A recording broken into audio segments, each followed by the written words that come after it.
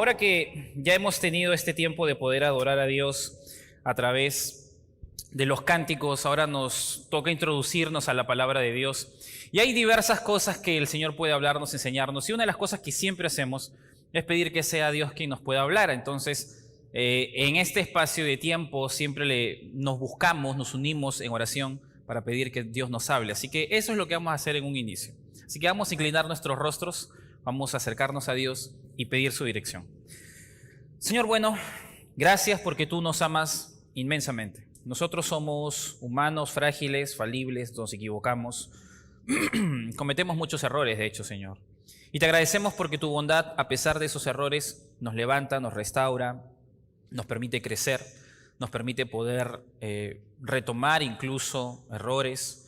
Y en medio de todo eso aún nos salvas, nos permites conocerte. Y ahora, Señor, que estamos aquí adorándote juntos, venimos para poder encontrar tu verdad, tu palabra, y te pedimos que nos puedas enseñar, te pedimos que tú puedas usar tu verdad, que tu Espíritu nos pueda hablar y que en medio de todo, Señor, esta verdad, tu palabra, pueda caer en buena tierra para producir, Señor, fruto.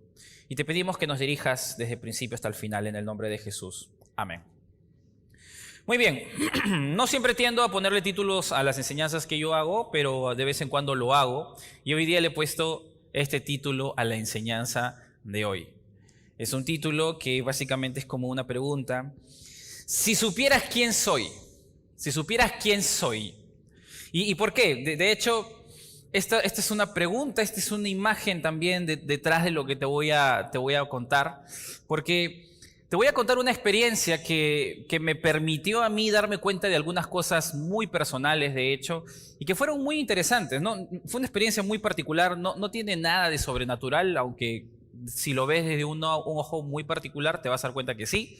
Sin embargo, fue algo muy, muy mío, ¿ya? Y para eso quiero contarte un poquito de quién soy yo, digámoslo así, ¿no? Yo ya hace bastante tiempo he tenido la oportunidad de conocer a Cristo y gracias al Señor realmente he tenido la oportunidad de desarrollar una adolescencia, una juventud y ya estando casado, gracias al Señor, y soy joven todavía, poder decir que encontré al Señor a temprana edad. Gracias a Dios, a la edad de 8 años aproximadamente, mi familia comenzó a ir a la iglesia, conoció a Cristo y fue todo un proceso obviamente detrás de que yo a la edad de 14, 15 años tomo mi decisión por Jesús siendo consciente de lo que estaba haciendo realmente. Pero Dios me libró de muchas cosas y realmente ha sido maravilloso conmigo poder darme cuenta que el Señor me ha entregado muchas cosas buenas en mi vida. Y no solamente yo, mucha gente. Sin embargo, más o menos cuando yo tenía 18 años, esto ya lo venía cargando en mi corazón, decidí renunciar a los proyectos personales que tenía respecto a mis estudios, respecto a la carrera que yo quería desarrollar y lo que estaba emprendiendo en ese momento, para poder involucrarme en el ministerio y prepararme para poder servir a Dios a tiempo completo. Obviamente eso no fue nada rápido, el Señor me estuvo guiando, me estuvo hablando y en su momento debido yo decidí dejar ello y entrar en el seminario y Dios me abrió puertas, me proveyó lo necesario. Pasaron muchas cosas realmente, yo podría contarte cientos de historias de todas las cosas que pasaron y mientras que Dios me abrió las puertas, me permitió conocer a mi esposa, nos casamos jóvenes, nos abrieron las puertas para poder trabajar en el ministerio bastante jóvenes y Dios nos permitió tener mucha experiencia de muchas cosas y cosas incluso buenas y otras que no fueron nada buenas, pero incluso las que no fueron buenas con el tiempo te das cuenta que eran necesarias, ¿no? Y el Señor comienza a mostrarse de muchas formas. Pues recuerdo más o menos en la época en la que yo estaba llevando mis estudios, a mediados de mis estudios, tenía, si no me equivoco, 19, 20 años promedio por ahí. Yo estaba sirviendo a Dios. Y habían pasado ya muchas cosas en mi vida personal. Yo ya estaba en el seminario, estaba sirviendo con los jóvenes, tocaba en el ministerio de alabanza, tocaba el piano en aquella época y me desenvolvía en otro tipo de liderazgos, predicaba también en la iglesia en aquel momento yo me encontraba.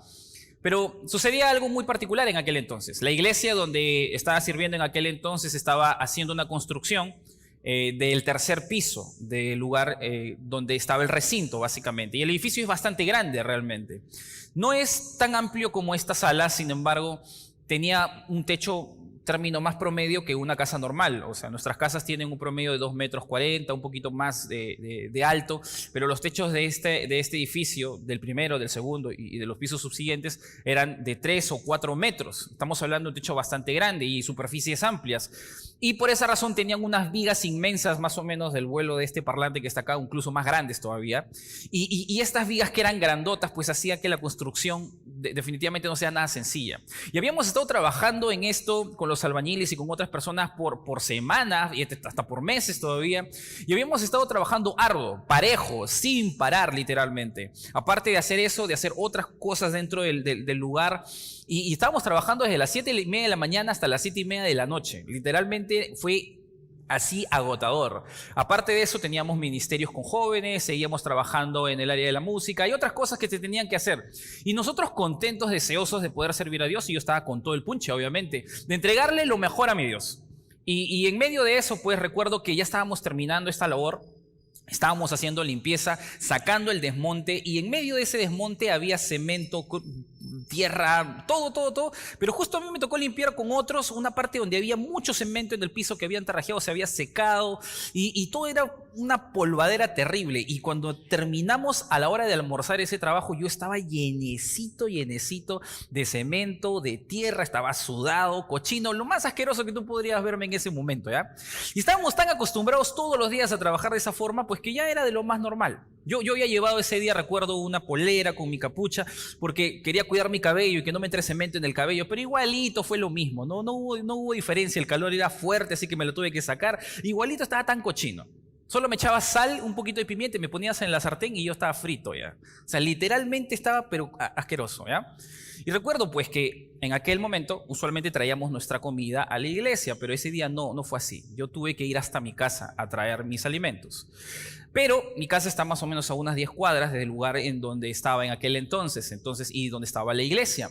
Entonces yo dije, si me arreglo, si me cambio todo, en aquel momento voy a ir hasta mi casa y yo sé que cuando regrese otra vez me voy a empolvar. Y la verdad, hermano, que me entró flojera. Así que dije, me voy así nomás, todo cochino. Es más, o sea, ahí hay gente que me conoce, pero saben que trabajo, así que la verdad que era un poco sinvergüenza en ese momento.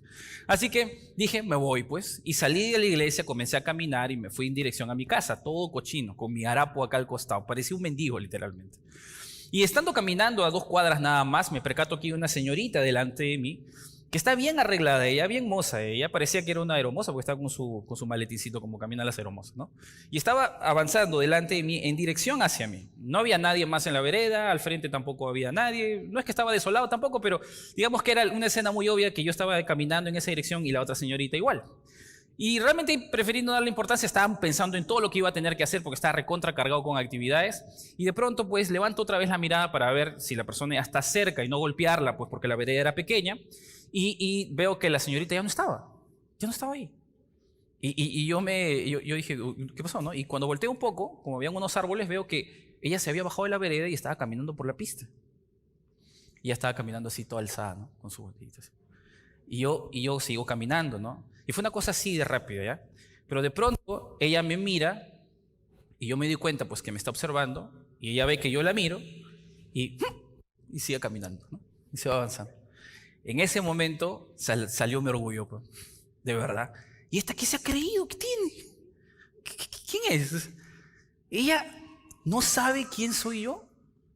Si supiera quién soy yo, en mi momento dije, ella vendrá que es un loco, un haraposo, ¿no? Que no sabe, que no hace nada por la vida, quizás está caminando por ahí, ¿no? Y ella, ¿qué se va a mezclar con ella? Y en mi cabeza estaba, ahora segurito se va a subir a la vereda. No voltees, igualito volteé, ¿no? Y se había subido a la vereda. Eso significa, era la prueba evidente de que por mi causa ella se había bajado, había caminado y luego se había subido. Y en mi cabeza, mi orgullo comenzó a resaltar ahí una vez más. Y yo comencé a pensar, ¿qué piensa que yo soy? ¿Ya no sabe que yo soy seminarista? Que yo pudiera haber tenido una carrera, pero decidí renunciar a eso. Que ahora estoy sirviendo en el Ministerio de Alabanza. Y comencé a hacer todo mi currículum ahí, en mi cabeza. Comenzaron a aflorar mis pensamientos rapidísimo. Y de pronto vino un pensamiento, y yo sentí que ese pensamiento vino de Dios. No vino de mi orgullo, vino desde más allá, vino del Espíritu Santo, creo, que me dijo algo así, como dándome a entender, si ella supiera que yo soy así, pero ella, detente, ¿y qué tal si ella supiera que tú eres hijo del rey?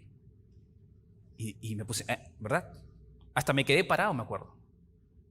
Y claro, porque dije, es cierto, o sea, hay una diferencia entre todas las personas que están en el planeta y aquellos que hemos aceptado a Cristo en nuestro corazón, que nuestros ojos han sido abiertos y que nosotros tenemos el privilegio de tener una relación cercana con Dios. Ella no tiene esa relación. Bueno, y si era cristiana, era una mala cristiana realmente. Pero en medio de todo eso yo podía decir, hay una diferencia. Y yo dije, oh, sí, ella no sabe a quién está menospreciando. Ella no sabe a quién está tirando un costado. Y yo comencé a sentir una vez más, Dios me ha hecho su hijo y tengo la oportunidad de conocerlo y todo lo demás. Y de pronto vino otro pensamiento, pero con más fuerza, como para golpear mi cerebro.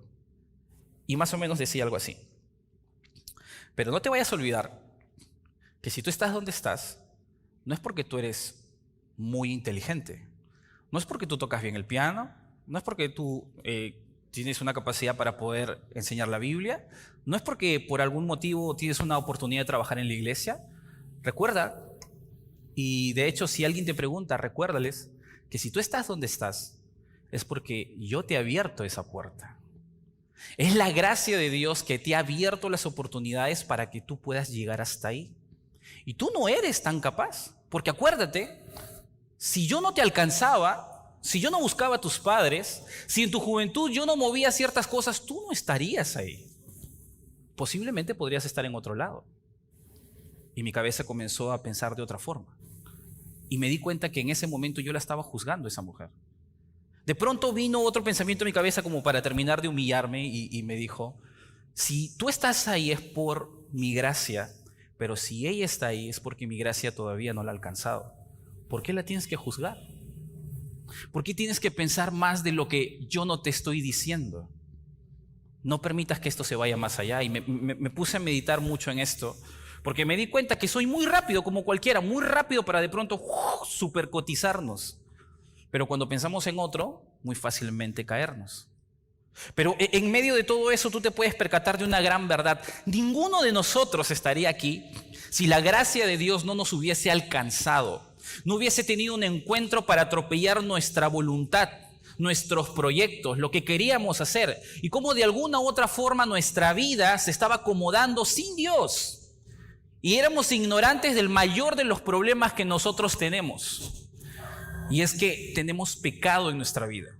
Muchas veces nosotros agarramos y no nos damos cuenta de todas las cosas que hacemos en nuestra vida, pero realmente nosotros estamos aquí por la misericordia y por la gracia de Dios. Es interesante entender que mucha gente no puede observar esto. Los que estamos aquí, los que podemos conocer ahora la palabra de Dios, los que nos reunimos en este momento para poder de alguna u otra forma encontrar algo de dirección de parte de Dios, estamos aquí porque somos privilegiados. Mira cuántas sillas están vacías. Imagínate cuánta gente está afuera en este momento.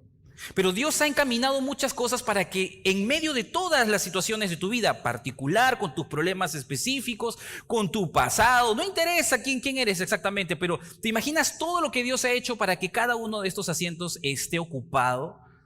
La gracia de Dios se ha movido de forma descomunal, literalmente, para que cada uno de nosotros lleguemos a conocerlo a Él. Y en medio de la gracia de Dios, nosotros nos encontramos o agradecidos, o muy orgullosos, o muy cómodos, o poco agradecidos. Estamos estudiando Efesios y la semana pasada y la semana anterior estuvimos aprendiendo acerca de cómo la gracia de Dios se manifiesta en nuestras vidas. Y hoy día vamos a continuar hablando de la gracia de Dios y cómo es que esta gracia se mueve en nosotros y qué debería producir en nosotros. Porque parte de esa gracia ya está en nuestras vidas, ya está en nuestro ADN espiritual. Y la cuestión es, ¿qué yo hago con esto? No simplemente debo ser una verdad, sino que tiene que volverse práctico en mi vida. Entonces quiero pedirte que por favor abras tu Biblia, en este caso, en Efesios capítulo 1, versículo 15 al 23. Efesios, en la carta de Efesios, capítulo 1, versículo 15 al versículo 23. Vamos a estar leyendo esta porción de la palabra y vamos a encontrar en medio de todo esto, pues, verdades para nuestras vidas. Efesios capítulo 1, versículo 15 al versículo 23. Dice así, Efesios capítulo 1, versículo 15 al 23. Dice así: por esta causa también yo, habiendo oído de vuestra fe en el Señor Jesús y de vuestro amor para con todos los santos, No ceso de dar gracias por vosotros, haciendo memoria de vosotros en mis oraciones, para que el Dios de nuestro Señor Jesucristo, el Padre de gloria, os dé espíritu de sabiduría y de revelación en el conocimiento de Él, alumbrando los ojos de vuestro entendimiento, para que sepáis cuál es la esperanza a que Él os ha llamado, y cuáles las riquezas de la gloria de su herencia en los santos, y cuál la supereminente grandeza de su poder para con nosotros los que creemos, según la operación del poder de su fuerza, la cual operó en Cristo, resucitándole de los muertos y sentándole a su diestra en los lugares celestiales, sobre todo principado y autoridad y poder y señorío, y sobre todo nombre que se nombra no solo en este siglo, sino también en el venidero. Y sometió todas las cosas bajo sus pies y lo dio por cabeza sobre todas las cosas a la iglesia, la cual es su cuerpo, la plenitud de aquel que todo lo llena en todo. Mira, en este momento estamos leyendo una porción de la palabra y si queremos entenderla con claridad tenemos que entender quién es el autor y quién es el destinatario. Cuando nosotros vamos a la escritura vamos a ver que son muchos los hombres que escriben la palabra, pero en parte de todo esto Dios los usa y en este momento el apóstol Pablo es el siervo que está escribiendo estas palabras. Y así como nosotros somos una congregación con un conjunto de hermanos, con un conjunto de personas que conocemos a Cristo, en aquel entonces habían muchas iglesias en diversos lugares, en diversas ciudades. Y ahora tenemos a Pablo que conocía muy bien a la ciudad de Éfeso y a la iglesia que estaba en Éfeso. Él había tenido la oportunidad de formar personas, de ministrar a personas estando ahí. Y detrás de todo eso, él también conocía de forma muy cercana la realidad de ese lugar. Y él les va a escribir una carta a ellos. Pablo tenía una meta muy concreta de poder cumplir su labor, su papel de predicar a Jesús. Y cuando él no podía estar, él mandaba una carta. Y ahora nosotros podemos ver cómo en medio de todo eso tenemos esa carta para poder aprender diversos principios, diversas verdades. Y Pablo estimaba esta iglesia. Y en este momento Pablo comienza a decir que él oraba por esta iglesia y había una intención de parte de Pablo para con estas personas. Habían algunas cosas específicas que él le iba a pedir a Dios por esta iglesia. Y la pregunta es, ¿qué tipo de oración él tenía? Porque cuando tú lees esta parte, te vas a encontrar, te vas a percatar que las peticiones que Pablo tenía no eran peticiones que se iban a quedar en lo terrenal, en lo superficial. No, Pablo estaba pidiendo algunas cosas específicas que iban a estar en lo eterno. Y lo eterno iba a afectar lo terrenal. Él no estaba pidiendo porque el hijo de tal hermano o hermana se sane de gripe. Él no estaba pidiendo porque por A o B necesitaba dinero para pagar una deuda. Él no estaba pidiendo específicamente porque quería buscar trabajo o algún tipo de otra situación. Lo cual no significa que está mal, sino que Pablo entendía muy claramente que hay elementos esenciales en la vida de un cristiano que no pueden faltar y que de hecho nosotros tenemos que cuidar y cultivar. Y en este punto Pablo tiene muy claro qué cosa va a pedir, de tal manera que él comienza diciéndonos en el versículo 16 que él ora y pide algo en particular. En el versículo 16 dice: no ceso de dar gracias por vosotros, haciendo memoria de vosotros en mis oraciones, para que el Dios de nuestro Señor Jesucristo, el Padre de gloria, os dé espíritu de sabiduría y de revelación en el conocimiento de Él, alumbrando los ojos de vuestro entendimiento. Alumbrando los ojos de vuestro entendimiento. ¿Qué cosa estaba pidiendo Pablo por él? Estaba pidiendo en este momento discernimiento.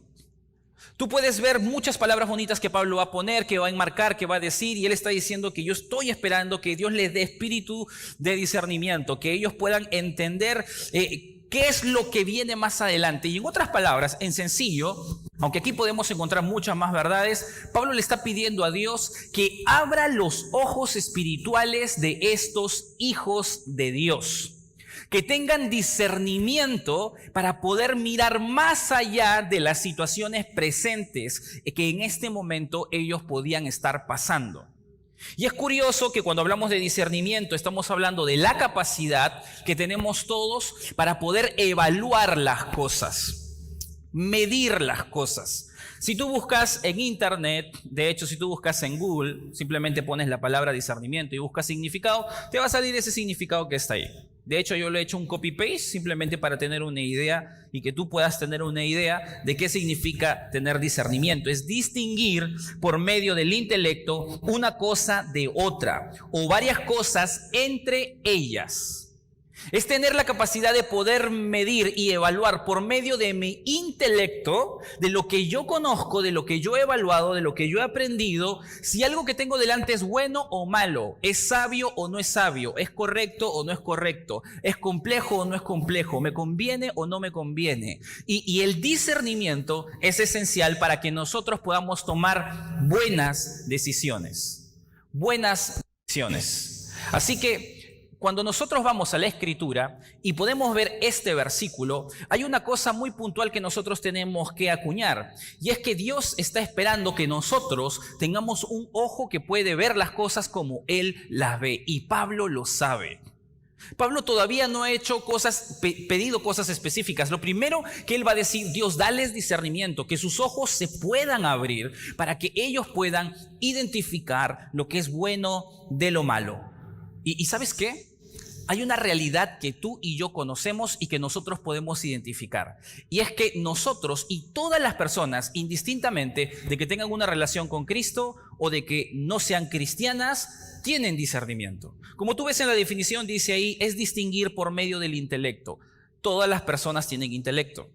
De hecho, cuando tú ves un animal, cuando tú ves un perro y de pronto come la basura, y encuentra alimento, pero ¿qué sucede si muerde la basura y hay un pedazo de vidrio ahí y se daña la boca?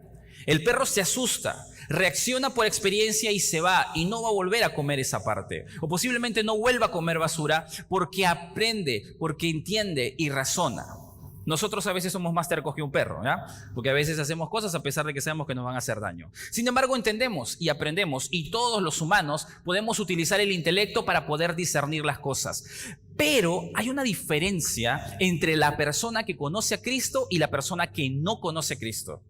Y es que cuando nosotros aceptamos a Cristo en nuestra vida, el Espíritu Santo de Dios viene a nosotros. Y la Biblia nos enseña que en medio de eso, ese Espíritu nos da dirección, nos guía. Y no solamente es que yo uso mi intelecto. De tal manera que Pablo no está hablando de discernimiento humano. No está hablando de la capacidad que tenemos todos a la hora de tener canas y decir, bueno, yo soy una persona que sabe cómo decidir porque soy más vieja que otros. A eso no se refiere. Cuando tú vas a la Escritura y comienzas a ver lo que Pablo está hablando, él está hablando del discernimiento que viene del poder del Espíritu Santo cuando nosotros vivimos una vida de obediencia. Cuando nosotros leemos la Biblia, creemos lo que dice y comenzamos a aplicarlo y nos damos cuenta que cuando Dios dice algo, sí lo cumple. Se hace convicción en nosotros y lo ponemos en práctica y hasta lo promovemos. ¿Por qué? Porque nosotros ya lo hemos experimentado y tenemos la capacidad de poder decir eso está bien, eso está mal, porque ya hemos caminado por ese territorio. Pero aquí el discernimiento espiritual no comienza con ser viejo, comienza con experimentar a Dios. Y hay muchas cosas que en medio de todo lo que estamos mencionando ahora, Dios está esperando que nosotros podamos entender. Y Pablo pide, Dios, yo pido que estos cristianos tengan los ojos abiertos para que vean qué cosa. Ayúdanos a ver, ayúdalos a que ellos puedan observar. Y si tú lees el versículo 18, dice ahí, alumbrando los ojos de vuestro entendimiento, para que sepáis cuál es la esperanza a que Él os ha llamado y cuáles las riquezas de la gloria de su herencia en los santos. En la mitad del versículo dice, para que sepáis cuál es la esperanza a que Él os ha llamado. Pablo tiene la intención realmente de que estos cristianos no exactamente no tengan problemas, no exactamente ellos no encuentren dificultades. Pablo está buscando de una forma específica que nosotros podamos entender y comprender cuál es la esperanza a la que Dios nos ha llamado. ¿Y cuál es esa esperanza? ¿Cuál es esa esperanza a la que Dios nos está llamando? En Romanos capítulo 8, versículo 28 al 30, te voy a pedir que lo busques sin perder este texto, por favor. Vas a encontrar parte de esta explicación. En Romanos capítulo 8, versículo 28 al 30, vamos a encontrar parte de esa verdad. A los de sonido les pido por favor que me bajen un poquito el volumen porque se está acoplando y eso me hace limitarme un poquito aquí a moverme. Romanos capítulo 8, versículo 28 dice lo siguiente. Romanos 8, 28 y dice: y sabemos que a los que aman a Dios, todas las cosas les ayudan a bien. Esto es, a los que conforme a su propósito son llamados. Porque a los que antes conoció, también los predestinó para que fuesen hechos conformes a la imagen de su Hijo, para que Él sea el primogénito entre muchos hermanos. A los que predestinó, a estos también llamó, y a los que llamó, a estos también justificó, y a los que justificó, a estos también glorificó. ¿Cuál es la esperanza que Dios ha puesto en nuestras vidas? ¿Cuál es esa esperanza, ese llamado que Dios ha puesto en todos aquellos que conocen a Cristo? En sencillo, es ser como Jesús. Dios nos ha llamado a todos a poder tener el ejemplo de Jesús. Y nosotros sabemos eso porque en muchas enseñanzas posiblemente lo hemos dicho, lo hemos enseñado y hasta quizás lo tenemos grabado en la cabeza, lo cual no tiene nada de malo. El problema es que muchas veces lo entendemos como una frase bonita, pero no entendemos la profundidad de lo que quiere decir. Cuando tú lees esta porción, estás diciendo que tu meta es ser como Jesús.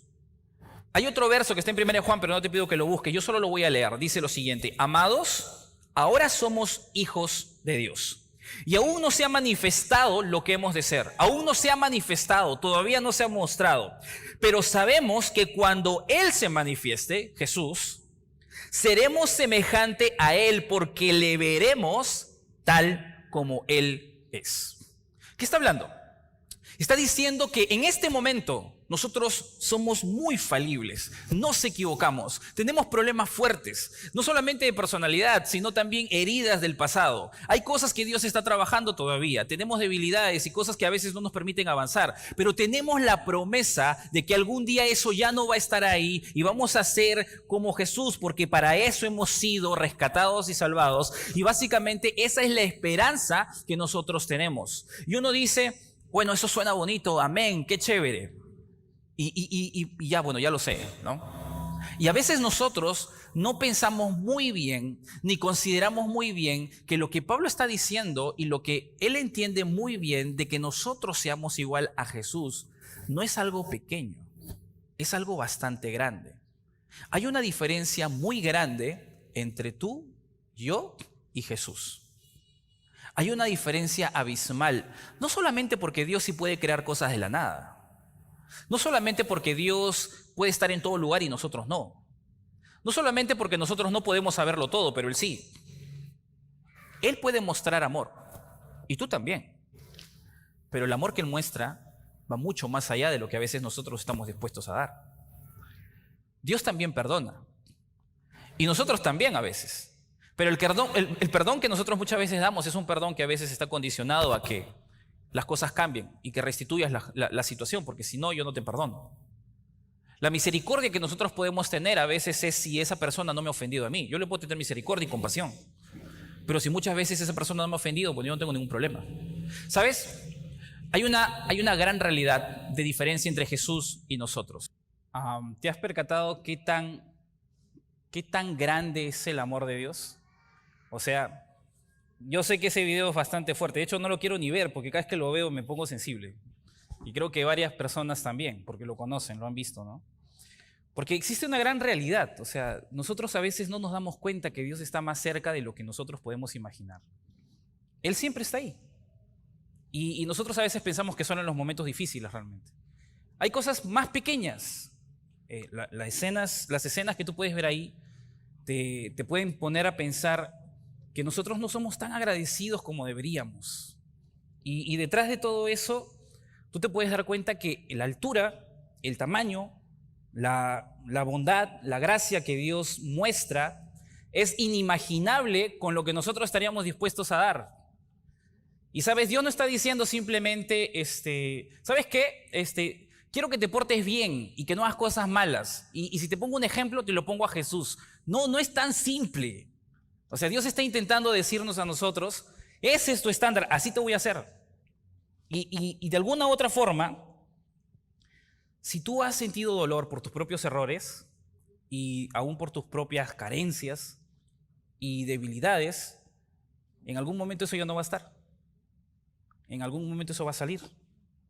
Y lo que Dios está prometiéndote a ti y a mí es que vas a ser libre del poder de tu pecado. Y eso no es pequeño, es bastante grande. ¿Acaso no somos privilegiados por eso? Somos bastante privilegiados. Y hay cosas que nosotros nunca hubiésemos podido pagar. Para que eso llegue a nosotros no podíamos alcanzarlo. Dios hizo lo necesario para que lleguemos hasta ahí. Y ciertamente, detrás de todas las cosas que nosotros podemos experimentar y vivir y tener, estamos aquí por su gracia. Y la meta que Dios ha puesto en nosotros es una meta que otros no la van a experimentar, nunca la van a ver, no la van a conocer. Y Pablo está diciendo, por favor Dios, ábreles los ojos para que vean el tamaño de la meta que Dios tiene para ellos. Esa es la esperanza. Pero no es lo único. Hay más cosas que Dios quiere pedir. Y si tú lees el versículo 18, dice lo siguiente: alumbrando los ojos de vuestro entendimiento para que sepáis cuál es la esperanza a que Él os ha llamado y cuáles las riquezas de la gloria de su herencia en los santos. Hay una cosa más que Pablo quiere que todos observen y que todos puedan ver, no solo la meta. Es que para que tú llegues ahí, hay muchas cosas que Dios ha tenido que darte. Es decir, mira, imagínate que tú eres la persona más pobre del mundo y nadie es más pobre que tú. Y de pronto el hombre más rico de este planeta te adopta. ¿Tú crees que él va a decir, ya yo te voy a adoptar, pero te vas a seguir quedando a vivir en la calle, pero te vas a seguir pasando de hambre, vas a pasar frío, vas a pasar momentos complicados? Porque sí, tú eres mi hijo ahora, pero yo no te voy a dar nada de lo que yo tengo. No, sería inaudito, no tiene sentido. Entonces, ¿para qué nos adopta, no? Lo que va a suceder es que Dios, para poder hacernos sus hijos y para poder ponernos esa meta, Él ha pagado harto para poder llevar a cabo eso. Y por esa razón, lo segundo que Pablo quiere que veamos nosotros es que detrás de nuestra salvación hay toda una riqueza y un bagaje de cosas que Dios ha hecho y que otros no tienen y que tú sí tienes. Si tú vas al capítulo 1 de Efesios, donde nosotros estábamos, pero ahora vas a leer conmigo, por favor, desde el versículo 3 en adelante, vas a poder observar que esto es a lo que Pablo se refiere cuando habla de la riqueza que nosotros podemos encontrar en Cristo. Esa herencia que ahora nos corresponde y que ya la tenemos porque somos hijos de Dios. Si tú lees Efesios capítulo 1, versículo 3 en adelante, Pablo va a comenzar a describir todo esto y dice: bendito sea el Dios y Padre de nuestro Señor Jesucristo, que nos bendijo con toda bendición espiritual en los lugares celestiales en Cristo, según nos escogió en Él antes de la fundación del mundo, para que fuésemos santos y sin mancha delante de Él. En amor, habiéndonos predestinado para ser adoptados hijos suyos por medio de Jesucristo, según el puro afecto de su voluntad, para alabanza de la gloria de su gracia, con la cual nos hizo aceptos en el amado, en quien tenemos redención por su sangre, el perdón de pecados, según las riquezas de su gracia, que hizo sobreabundar para con nosotros en toda sabiduría e inteligencia, dándonos a conocer el misterio de su voluntad, según su beneplácito, el cual se había propuesto en sí mismo de reunir todas las cosas en Cristo, en la dispensación del cumplimiento de los tiempos, así las que están en los cielos como las que están en la tierra. En Él asimismo tuvimos herencia, habiendo sido predestinados conforme al propósito del que hace todas las cosas según el designio de su voluntad, a fin de que seamos para alabanza de su gloria nosotros, los que primeramente esperábamos en Cristo. En Él también vosotros, habiendo oído la palabra de verdad, el evangelio de vuestra salvación, y habiendo creído en Él, fuisteis sellados con el Espíritu Santo de la promesa, que es las arras de nuestra herencia hasta la redención de la posesión adquirida para alabanza de su gloria. Mira, en toda esta porción que acabas de leer hay mucho lenguaje, a veces un poco complicado. Pero si tú lo lees con detenimiento, acá hay mucha información que Dios ha tenido que cumplir, que Dios ha tenido que hacer para hacer realidad que tú seas su hijo y tengas esa meta. Al final de la carrera tú llegues a ser como Jesús. Al final de la carrera tú seas liberado del poder del pecado que de alguna u otra forma a ti y a mí nos aflige. Como te decía en un principio, el mayor de nuestros problemas nunca ha sido que nos falta plata, nunca ha sido que nos falta un cuerpo bonito, nunca ha sido que no tenemos la capacidad que otro tiene, o que mis padres no están juntos, o que yo soy víctima de algo que me pasó. El mayor de los problemas es que yo tengo pecado en mi corazón, y el que está a mi costado también tiene pecado. Toda lágrima, todo sufrimiento comienza con pecado, y siempre hay una raíz de pecado detrás de todo dolor en mi vida.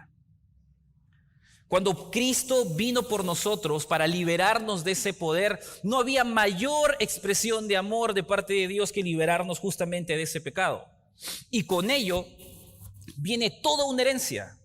Si lo resumimos, podríamos decir, como en los versículos primeros, que nosotros vamos a ser santos y sin mancha.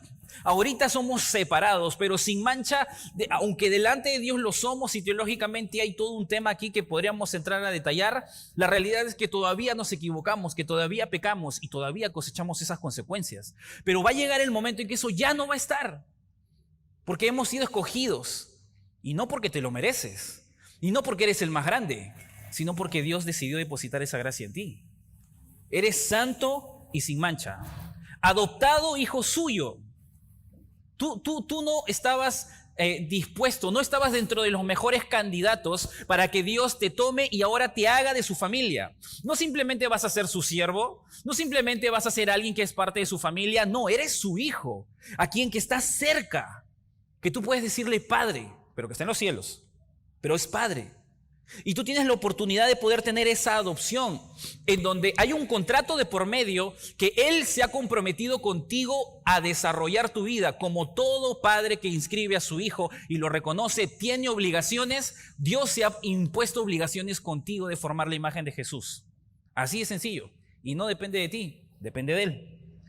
El texto dice que somos para alabanza de la gloria de su gracia. Si eso fuera poco, lo que Dios va a hacer es que en algún momento nos va a poner en el mostrador para que todos vean: esto es lo que yo puedo hacer. Y ahí vas a estar tú, en su momento. Y si tú sigues leyendo, Él prácticamente nos va a decir que todo esto lo hizo posible con la sangre de alguien que murió, Jesús. Redimidos en su sangre. Él nos ha perdonado, nuestros pecados nos han perdonado. Y sabes que ese fue un precio muy, pero muy alto. No es un precio pequeño. En algún momento se te ha malogrado tu computadora y te han dicho: ¿sabes qué? Está muy inservible. Se te ha malogrado tu celular, se te ha malogrado un televisor, quizás el motor de un carro se te ha fundido y te han dicho: ¿sabes qué?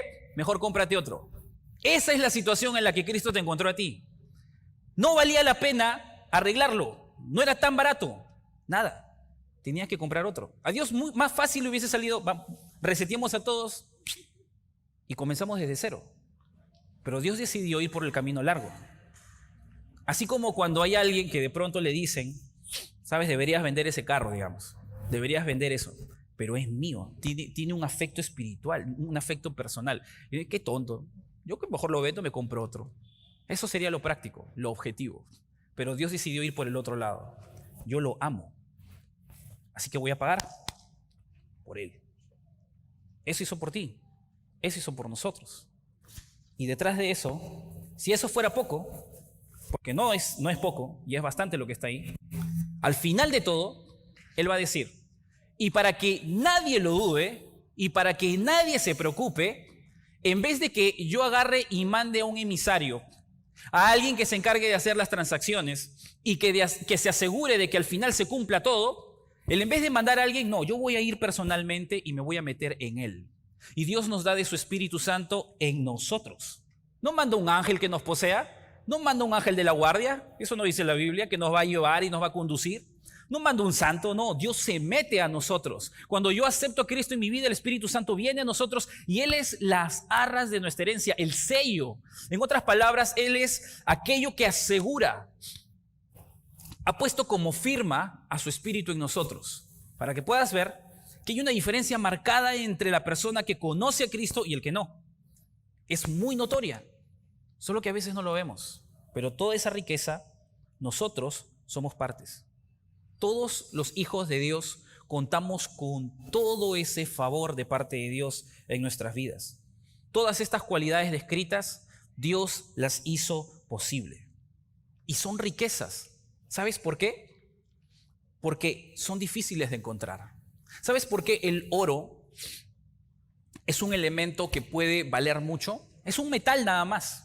Claro que tiene ciertas condiciones y tiene ciertas cualidades. Como por ejemplo ser un metal que no se afecta con facilidad a diferencia de otros.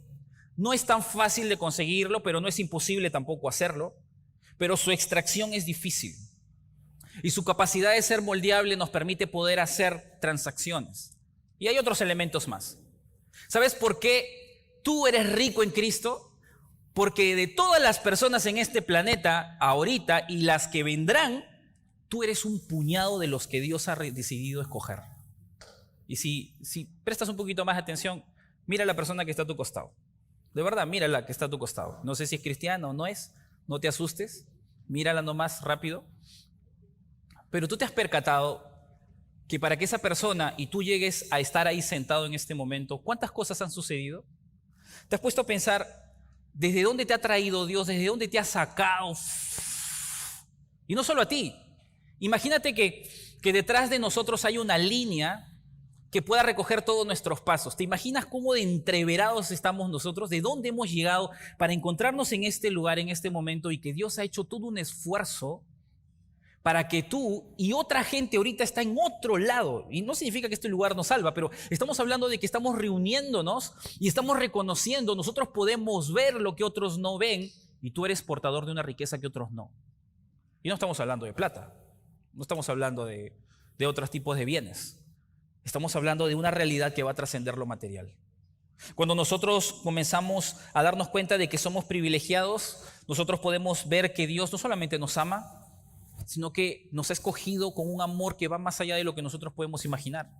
Y Pablo, cuando le pide a Dios por esta iglesia y por nosotros, de hecho, le está diciendo, haz que esta iglesia abra sus ojos para que sea agradecida y para que en vez que su mira, su corazón esté en lo terrenal, esté en lo eterno. Eso no significa que no trabajemos, eso no significa que no nos esforcemos por hacer lo que tenemos que hacer. Pero eso significa que detrás de eso yo entiendo cuál es la posición de Dios y cuál es mi posición. Y mis prioridades no se quedan en lo terrenal, van más allá. Porque hay una parte que todavía Pablo no ha mencionado y está en el versículo 19. Ahí en Efesios capítulo 1, versículo 19, dice lo siguiente. Y cuál la supereminente grandeza de su poder para con nosotros los que creemos. ¿Cuál es la forma más grande y amplia en la que Dios va a mostrar su poder? Hay una tercera cosa que Dios está esperando de los hijos de Dios y que de hecho Pablo está orando para que los hijos de Dios entiendan. ¿Cuál es el tamaño del poder que puede operar en nosotros? En este momento Pablo comienza a decir que hay un poder que está en nosotros y que puede operar cambios. Hasta hace un rato acabamos de hablar de dos cosas que Dios ha hecho posible, como Dios se ha manifestado. Él lo ha asegurado, nos ha salvado, nos ha puesto una meta, lo va a llevar y se está llevando a cabo. Tú estás en ese proceso, yo estoy en ese proceso. Pero ¿sabes qué más tienes en tu mano? Tú tienes el poder de Dios y la misma cualidad, el mismo poder que levantó a Jesús de los muertos está en tu capacidad.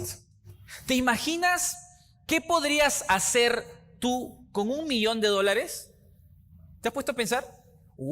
Hermano, me voy de viaje, me compro mi carrito, me compro mi casita, ayudo a mi familia. Y puedo poner un montón de cosas más, ¿no? Ahora, no hablemos de dólares ni de dinero.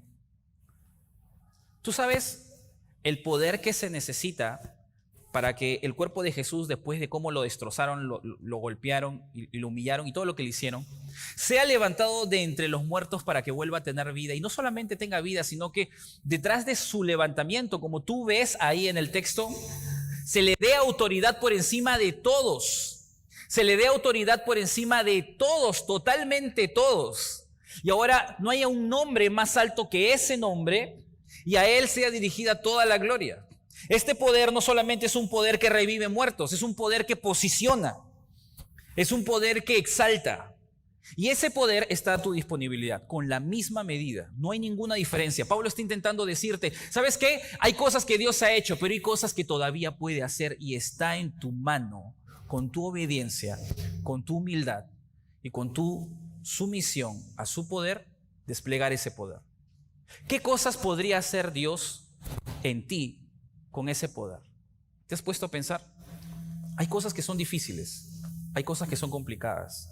A veces nosotros pensamos, yo nunca voy a cambiar, o mi esposa nunca va a cambiar, o mi esposo nunca va a cambiar, o mis hijos nunca van a entender, o mi realidad nunca va a cambiar. Yo no podría agarrar y decir que hay cosas que nosotros podemos manejar y no, pero yo sí me atrevería a decir que el poder de Dios que está a nuestra disponibilidad tiene la capacidad de moverse de forma tan grande que no hay límites, que no hay expresión que no pueda ser sobrepasada por la capacidad de Dios. Y eso está a tu disponibilidad y a mi disponibilidad. Todo depende qué tan dispuestos estamos a obedecer. ¿Quiénes somos realmente? Nosotros somos hijos de Dios. Somos hijos que hemos sido amados. Somos hijos que hemos sido salvados con la esperanza de ser como Jesús y con toda una riqueza de por medio. Si eso no es suficiente para que nosotros estemos agradecidos, para que nosotros vivamos una vida de obediencia, para que ajustemos nuestras prioridades hacia Él, entonces yo no sé qué nos va a mover.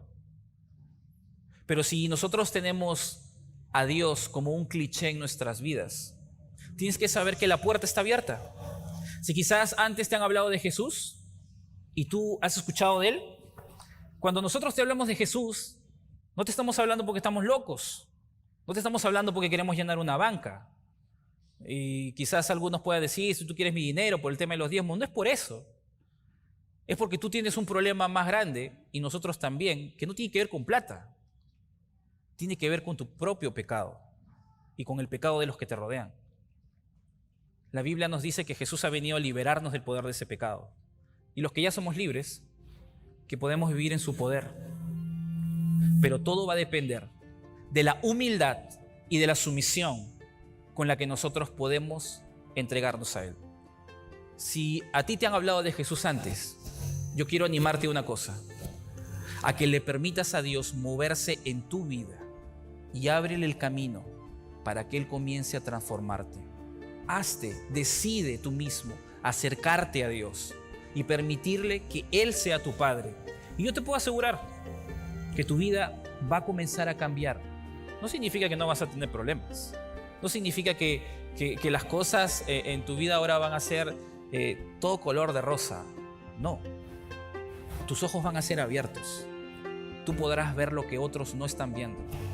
Y no solamente tendrás sentido tus caminos a medida que vas aprendiendo y creciendo, sino que tú vas a poder pasar de muerte a vida.